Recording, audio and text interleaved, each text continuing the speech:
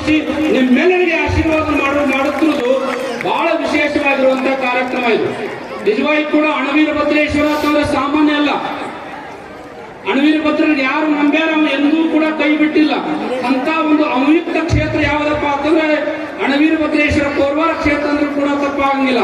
ನಿಜವಾಗಿ ಕೂಡ ಇಂಥ ಒಂದು ಸಮಾರಂಭಕ್ಕೆ ಜಗದ್ಗುರು ಮಹಾಸ್ವಾಮಿಗಳು ದಯಮಾಡಿಸಿ ನಿಮ್ಮೆಲ್ಲರಿಗೆ ಆಶೀರ್ವಾದ ಮಾಡ್ಯಾರ ಅಂತಂದ್ರೆ ಈ ಭಾಗಕ್ಕೆ ಮುಂದೆ ಎಂದೂ ಕೂಡ ಏನೂ ಕೈ ಬಿಡಂಗಿಲ್ಲ. ಅಷ್ಟೇ ಈ ಸಂದರ್ಭದಲ್ಲಿ ನಿಮ್ಗೆಲ್ಲ ಮತ್ತೊಮ್ಮೆ ತಿಳಿಸಿ ಕೊನೆಯದಾಗಿ ಒಳಿತು ಮಾಡೋ ಮನಸ್ಸು ನೀ ಒಳಿತು ಮಾಡು, ನೀರುವುದು 3 ದಿವಸ. ಉಸಿರು ನಿಂತ ಮೇಲೆ ನಿನ್ನ ಹೆಸರು ಹೇಳುತ್ತಾರ. ಒಳಿತು ಮಾಡೋ ಮನಸ್ಸು ಒಳಿತು ಮಾಡಿದ ಮಾತನ್ನು ಹೇಳಿದ್ದಾರೆ. ಎಷ್ಟು ಸಾಧ್ಯ ಅಷ್ಟು ಒಳ್ಳೆ ಕೆಲಸ ಮಾಡ್ರಿ. ನಿಜವಾಗಿ ಕೂಡ ಲಕ್ಷ ದೀಪೋತ್ಸವ ಯಾಕೆ ಹಚ್ಚಿದ್ದಾರೆ ಅಂತಂದ್ರೆ ನಿಮಗಾಗಿ ಇವತ್ತಿನ ದಿವಸ ಹಚ್ಚಿದ್ದಾರೆ.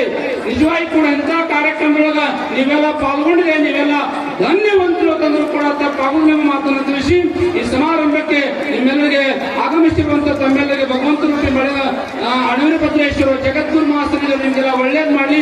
ಕೊನೆಯದಾಗಿ ಒಂದು ಮಾತನ್ನು ಹೇಳ್ತಾ ಇದ್ರು, ಏನಪ್ಪಾ ಅಂತಂದ್ರೆ ಇವತ್ತಿನ ದಿವಸ ಒಬ್ಬ ಚೀಫ್ ಮಿನಿಸ್ಟರ್ ಹೆಸರು ಬರಬೇಕಾದ್ರೆ ಅವ್ರ PA ಒಳ್ಳೆ ಕೆಲಸ ಮಾಡ್ಬೇಕು. ಒಬ್ಬ MLA ಒಳ್ಳೆ ಕೆಲಸ ಆಗ್ಬೇಕು, ಅವನ ಹೆಸರು ಒಳ್ಳೇದಾಗ್ಬೇಕಾದ್ರೆ ಅವ್ನ PA ಒಳ್ಳೆ ಕೆಲಸ ಮಾಡ್ಬೇಕು. ಹಂಗ ಅಣವೀರ ಭದ್ರೇಶ್ವರನ ಇಷ್ಟೊಂದು ಈ ಭಾಗದೊಳಗೆ ಇಷ್ಟೊಂದು ಹೆಸರಾಗಲು ಕಾರಣಪ್ಪ ಅಂತಂದ್ರೆ ಕರ್ನಾಟಕ ಸರ್ಕಾರ ಇರ್ಬೋದು. ಅದಕ್ಕಿಂತ ಹೆಚ್ಚಿನ ಏನಪ್ಪಾ ಅಂತಂದ್ರೆ ಅದು PA ಆಗಿ ಯಾರು ಕೆಲಸವನ್ನು ಮಾಡ್ತಾ ಇರೋದಂದ್ರೆ ನಮ್ಮ ಧನಂಜಯ ಸ್ವಾಮಿಗಳು ಮತ್ತು ಅಂಬರೀಶ್ ಸ್ವಾಮಿಗಳ ಪ್ರಯತ್ನ ಫಲವಾಗಿ ಇಷ್ಟೊಂದು ಎತ್ತರಕ್ಕೆ ಹೋಗಿದೆ ಎಂಬ ಮಾತನ್ನು ತಿಳಿಸಿ ಈ ಸಮಾರಂಭಕ್ಕೆ ನಿಮಗೆಲ್ಲ ಆಗಮಿಸಿರುವಂತಹ ತಮ್ಮೆಲ್ಲರಿಗೆ ಮತ್ತೊಮ್ಮೆ ಭಗವಂತ ಒಳ್ಳೇದು ಮಾಡಿ ಅಂತ ತಿಳಿಸಿ ನಾನು 2 ಮಾತಿಗೆ ವಿರಾಮ ಕೊಡ್ತಾ ಇದ್ದೀನಿ. ಶಾಂತಿ ಶಾಂತಿ ಶಾಂತಿ.